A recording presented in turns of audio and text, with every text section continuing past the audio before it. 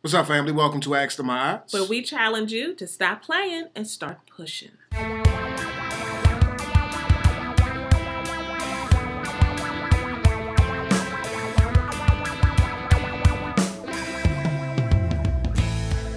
right here is my sweetheart, Iana. And this right here, this is my pumpkin. Aiza. Alright, y'all. We got a question in, of course, and here it go. I'm in love with a man that is disabled. We have been together for over 3 years. Everyone on my side hates him because they say I should be with a man that can support me. I personally love him dearly. He's great with my children and is loyal and loving to me. As I see it, he gives this household a stable force. Is there something that I'm missing that everyone else sees? What do you think, baby? I think that if you love him and you feel as though he provides the house a stable force, then I think that you should honor that emotion and roll with the punches. I think that if your family and everybody else around you is saying that he's not a good person for you or to you, then I would take heed to that and really and truthfully, I would ask you some additional questions because we know nothing about the quality of the man. I mean, you say that he's a stable force. Based off everything you said, he good. Based off everything that she says?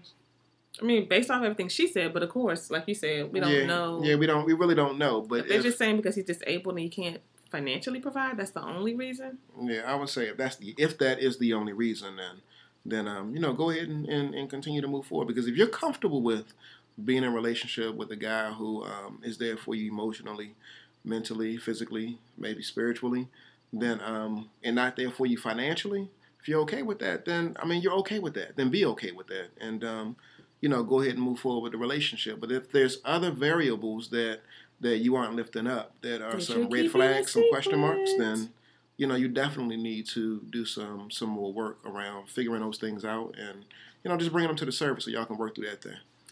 Right. So if all that is in this scenario is what you have given us, he's loyal, he's loving, he's great with your children, all of those wonderful things, if that's all there is to it, then he sounds like a good man to me. Oftentimes people have certain constructs in their minds about what a relationship is supposed to be like, what it's supposed to look like. All of us do.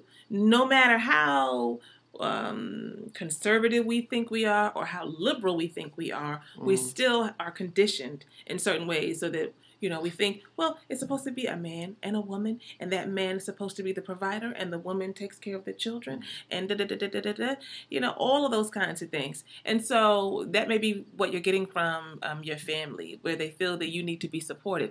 I don't know, perhaps you're a codependent person. Perhaps you take care of everybody, and you don't ever sit down and take care of yourself. Perhaps people are seeing that, and you're not able to see that. But at the end of the day, you've grown, right? So you can figure out for yourself what works for you and what doesn't work for you. As long as you know in the depth of your heart that this works for you and that this is the man for you, even if he is not able to provide financially because he's disabled, but he is the one for you to travel on your path with, and you all can weather that. And look, if you're disabled, I don't know what kind of disability he has, but just because you're disabled don't mean you can't work. Let me just say that. There's lots of disabled folks, right, who perhaps can't do certain kinds of jobs. But this is the information age. And I don't even care if you ain't all of that into, you don't know a lot about technology. There are a lot of ways that he can contribute, and there are a lot of roles that persons play in relationships, and they far outnumber the very small